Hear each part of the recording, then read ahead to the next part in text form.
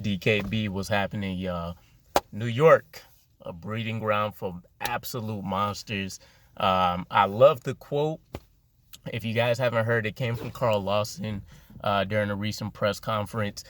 We had good news from him a couple weeks ago just regarding the status of his health, how he's recovering from his ACL. That good news continues.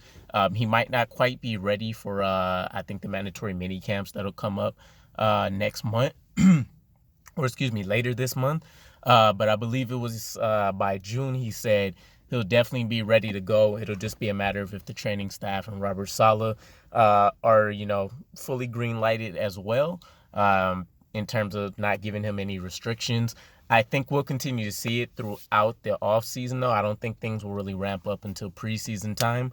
But I love the comment again to kind of focus more so on that. I think the highlighted news is definitely that Carl Lawson feels that he's prepped and is going to be ready by the time training camps will go. But breeding monsters in New York, it's been a very long time since we've had any kind of semblance of a team feeling like we can dominate like this. And that's really going back to the days of having Revis on the team, having Antonio Cromartie. You can even say when we had like Kyle Wilson back there, having Jim Leonard, having Laren Landry, all of these different caliber players. And that was more so on the back end of the defense, not necessarily up front, but the defense that's carried our team for so long. We're finally starting to kind of get that amped up feeling once again. And when you take a look at the defensive line, where somebody's going to be sad at cut day in terms of the fans, because there is an immense amount of talent that we have just waiting in the wings, let alone our starting positions. And, when you take a look at it, Carl Lawson, we're talking about Jacob Martin that we brought over, Bradley and I that we scooped off from the Cowboys, Vinny Curry that returns, Quentin Williams, John Franklin Myers, Sheldon Rankins. We brought in Solomon Thomas. And I know there's probably more names that I'm forgetting. Jermaine Johnson, of course, through the draft as one of the big key marquee, one of the big marquee names that we brought in through the draft. And then a sneaky favorite of mine is Michael Clemens.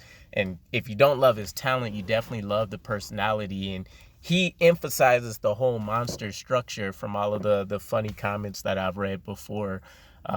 In terms of what he can bring to this defense and that nastiness that not only himself but Robert Saleh has talked about. So, get pumped, guys. Training camp is going to be a lot of fun. I don't expect anything major in mini camp, but we're going to have a hell of a preseason.